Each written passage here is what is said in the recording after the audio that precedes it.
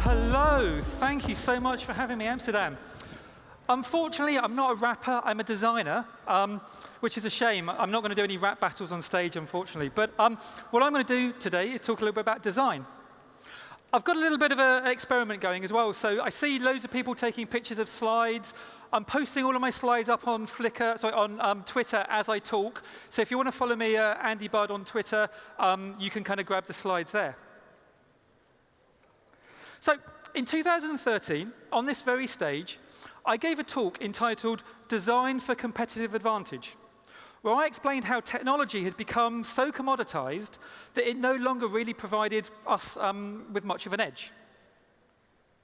That there was nothing really special about your tech platform that couldn't be copied in a matter of months or maybe even weeks by someone younger, someone smarter, with someone more money than you. And if that happens, you're so close to feature parity with your competitors that it's literally just around the corner in a matter of weeks. And so if you have feature parity with your competitors, what do you have left? What's your USP? Maybe some unique deals you've cut. Maybe it's your first mover advantage. Maybe you've got a better distribution channel than them, or a lower price point. But if that's the case, what's to prevent the race to the bottom? What makes you special? I believe that one of the last remaining differentiators we have in the digital space is the brand you've created and the user experience of your product. Because it turns out good design is incredibly difficult to achieve, and it's even harder to replicate. I see design like the DNA of your product. Every single small variation in the way your product is assembled has a massive effect on the overall experience.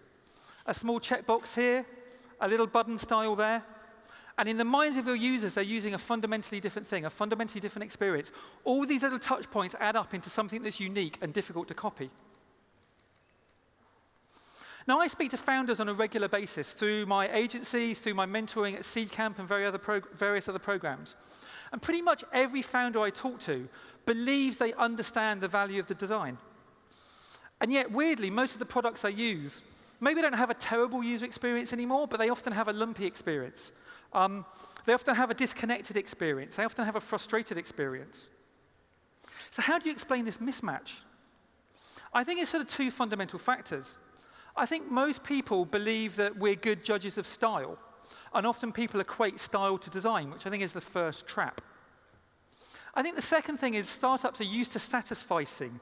They're used to this idea that they can sort of push something live, a minimum viable product, and then loop back to it later to kind of perfect it. As a result, often startups just aren't savvy buyers of design. They're just not very good at understanding the value design brings. And so what do? When they're looking for a designer, they go and hire a cheap stylist off Dribble. And then when that doesn't work out, they hire a slightly more expensive stylist, and then a slightly more expensive stylist. And if they keep going, they might luck out and accidentally find a really good designer that nails it. If they're unlucky, they might mistake the fact that their design team aren't able to deliver a great user experience as some indication that design isn't really everything it's cracked up to be, that maybe design isn't this sort of opportunity to give great value that we all sort of think it is. My friends at Intercom, Paul Adams and Des Traynor, call this a dribbleization of design. So what happens as a result is by the time you reach that sort of holy grail of product market fit, you've hit the end of the runway. Maybe you've run out of time, maybe you've run out of budget, or maybe someone got there before you. See, I think that the technology dead pool is littered with the graves of startups that fail to reach product market fit by mistaking product market fit as an engineering problem. Because product market fit is not an engineering problem. It's not the preserve of your dev team. And it's not a marketing problem. It's not the preserve of your social media team. I believe product market fit is the preserve of your design team, your product team. Now, my mother used to tell me that she was too poor to afford cheap. This isn't my mother, by the way. This is Hedy Lamarr. Does anyone know Hedy Lamarr? Awesome sort of 20s, 30s screen idol. She also invented Wi-Fi. So like big up to all the awesome women entrepreneurs in the room. So 2, come on. I believe startups are too poor to afford cheap design. Because ultimately, it's important for you to realize that design is your product. Design is your service. That's what you're selling. You're selling an experience. So you better get good at design or pack your bags and go home. Now, as I said, many founders I talk to claim they get this, that they're dedicated to user experience. And yet it's not uncommon to find startups that have 10 or 20 developers for every designer. In that instance, design is a little more than a firefight. Just sort of overstressed, overworked designers fighting against this sort of pool of business as usual. And in that environment, you can't do good design. The irony is that design is still happening. It's happening somewhere within the organization. It's just not being done by the designers. Maybe it's been done by the marketing team. Maybe it's done by the exec team. Maybe the developers and the product managers are all feeding into the design of your product or service. Now, this isn't necessarily a bad thing. There's nothing wrong with this. After all, I would argue design is a team sport. We're all responsible. In fact, there's a meme going around at the moment that's saying that UX is everybody's responsibility. That's true to an extent. However, if something is truly everybody's responsibility, it's also nobody's responsibility. And if that happens, design becomes accidental. Design gets done by people that aren't designers in the gaps between their usual day-to-day work. It becomes ill-considered. Now, if you're a company that really values design, if you believe you really value design, this is not what design should look like in your organization. A company that really values design should have one designer for every maybe 3 or 4 developers. Or to put it another way, if you're following the 2-pizza team method, the real minimum number of designers you should have per team is maybe 1 if you want to be a designful company, maybe 2. I like to see the designers more as this side salad for the 2-pizza team. They're the ones there to keep you healthy, keep you living longer, keep you happy. I run a couple of conferences. One conference I run is called UX London. We ran the last one last week.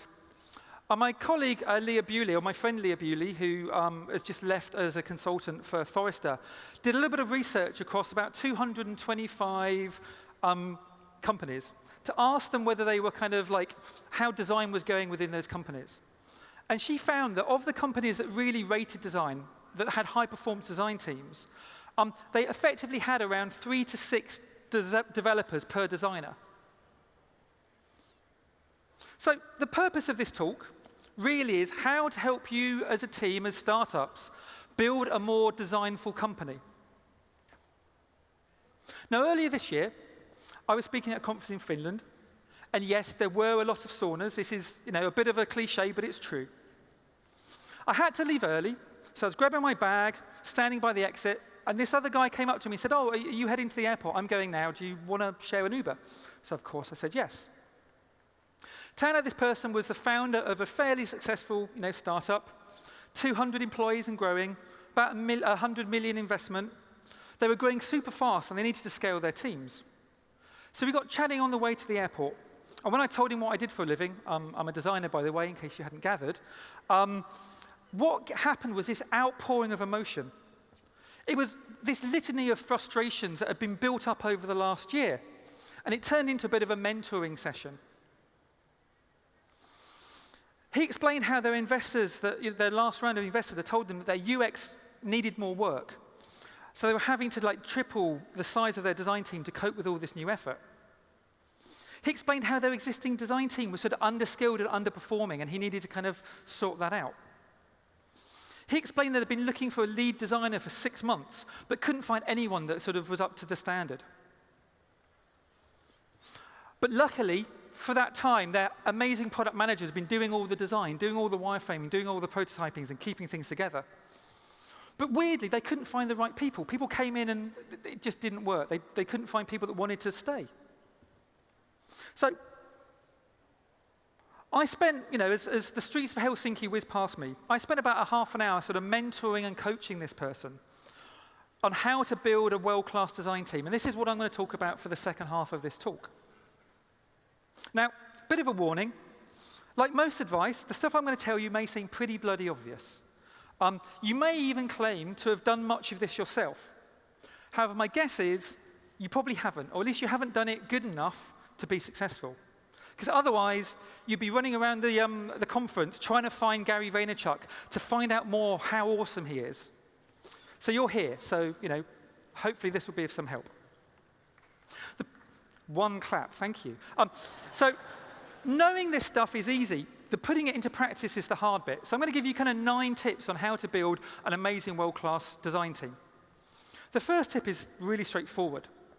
Designers are attracted to solving interesting problems and are looking for companies that can create the space within which great design can happen. As such, it's important to set out a vision, a public vision for your company that puts design in the heart of that vision, that allows designers to see what value they can contribute to your organization. By making a big public commitment to the whole design community, it sends an important message that you care about design. A great example of this is GDS in the UK. The government 3 or 4 years ago made this huge commitment. They wanted to create great products and services for the people of the UK. And all the best designers who would have gone and worked at Twitter or Facebook or Google or whatever hot new startup was happening, all fled into government. They couldn't pay them as much money. They couldn't give them stock options, but they gave them a really interesting challenge because they waved a banner to say, hey, something fun's going on over here. So once you've set up this vision and made it public, you need to hire a great design leader. Someone that's sort of well-known in the industry, someone that can get your message out. Someone that is connected, that can hire some of the best designers around to bring them into the organization. Because ultimately, if you have an amazing design leader, the rest of the design industry will go, oh, why is that person going to join there? Interesting things must be happening. Could be a permanent hire, but you find a lot of designers don't like commitment. So maybe try and find a great designer and hire them for a 6-month contract and see how it goes.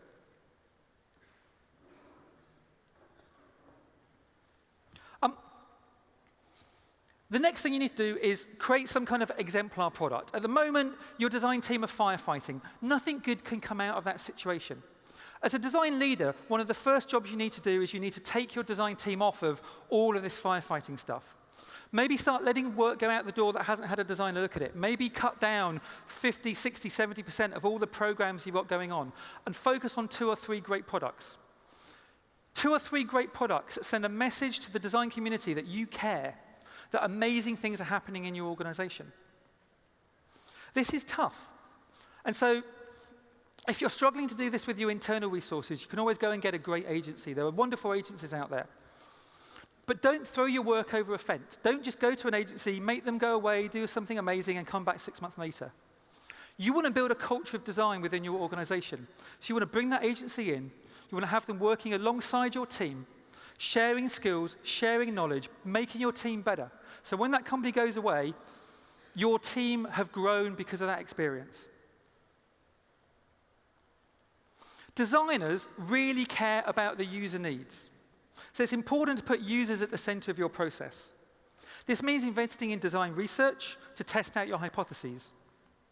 Now, it's amazing the number of startups I see that claim to be lean and yet don't have any significant design research resource to go out and test the hypotheses they make. This means just simple things like running user testing Fridays. But user testing Fridays aren't just something where you bring the design team together. Your execs need to care. Your developers need to care. So have your execs, have your developers, have your marketing team sat with users at least once a month, feeling their pain, feeling their frustration. It's really easy to ignore user needs if you don't see them. But if you bubble these things up to the surface, it makes for better design. Ultimately, you need to weave design through the fabric of your organization. Design just doesn't happen at the interface level. Design thinking can help you solve all kinds of tricky business problems. The business model canvas, one of the sort of most fundamental cornerstones of a lot of startups, is a design thinking exercise. If you just relegate designers to the point in the process where all the decisions are made and they're just going off and making things look pretty, you've missed an opportunity and you've not given the message that design is important. I saw the CEO of Booking.com earlier sort of, defend why their site was ugly and say, oh, well, we don't mind having an ugly site. We don't really listen to our users anyway. What kind of message is this given to the Booking.com team that they're not important, that design doesn't matter? A design-savvy CEO would have said something along the lines of, actually, design is not only skin deep. Design is about how a product works, about how people use it, about the user experience. And our site might not be looking pretty, but it fundamentally works and it solves these problems. And our design team are great, rather than just embarrassingly shrug off that comment and make the design team feel shit about themselves. This is why you need execs. This is why you need senior design leaders at the table. Why you need a VP or a CDO, someone that can represent design at the highest level of conversation. And this is something, again, my friend Leah sort of found out, that of the organizations where design was considered to be of a strategic importance, they had somebody at design director level or above. And most of the ones where design was just kind of like a second thought, it was kind of like, team lead kind of level. One way to achieve this kind of weaving in the fabric of design is through a culture of collaboration. So don't silo design. It's tempting when you build up a design team to stick them in some ivory tower surrounded by their post-it notes and their kind of sketches on the wall and kind of like see them as something special. And designers, do need a little bit of kind of love there. But if they're in this own environment, it's unhealthy. I'm a big believer in cross-functional pairing, cross-functional design. So you need to weave your designers through the whole fabric of the organization, including on every single product team. So designers should be part of the bigger whole rather than kind of hived off in some silo. Quality is important to designers. Often in your organization, the only people that are fighting for your users and fighting for the quality of your product are the design team. So designers want to work in an environment and quality is valued. In fact, you often find that designers are the sort of the main champions of quality. So you need to take people on that care about this role and show that you care about quality as much as they do. So on this kind of taxi ride, one of the kind of the main frustrations with this founder was like, where do you find good designers? And of course, as I said earlier, the network of your CDO is a good start. But the reality is there are nowhere near as many good designers out there as you would think. There's lots of stylists, but there's very few great designers. It's really difficult to hire amazing, fully formed designers. So your best way is basically to play the long game and to grow your own team, to hire juniors and to build them up. And you can't do that unless you have a senior team to kind of nurture them and push them forwards. So that's why the leadership team comes in important. So many designers leave companies because of the people around them, because they find themselves as the most senior designer in the company. A company of 40, 50, 60 people, 100 people, and their design team of one. They've got no one to learn from. They've got no one to progress their careers, and they feel lost. And so they will often go to companies that have that design culture that can nurture them. So if you build that design culture, you can hold on to design talent for much, much longer. And then the last step is basically operationalizing design. The classic sort of quote is, you can't manage what you can't measure. And this is true of design. It's really difficult to measure something that is a qualitative, sort of indistinct sort of variable as design, as quality. But it can be done. And if design's to be taken seriously in your organization, you need to start learning how to measure design. But you can't do that if all the designers are firefighting. You need to have capacity. You need to build that understanding that your metrics and your design quality is linked to success. And ultimately, if you can operationalize design in your organization, then you're going to be on a great path to design success. So that's it. Those are my 9 tips. If there are design leaders in the room, I highly recommend you check out Leading Design Conf. It's a conference purely for design leaders. People from Facebook and Google and Airbnb and traditional companies like the BBC and John Lewis are coming together in London on the 24th to 26th to discuss the challenges of running high-performance design teams. So if you're interested, checking out. And that's me done. Thank you very much.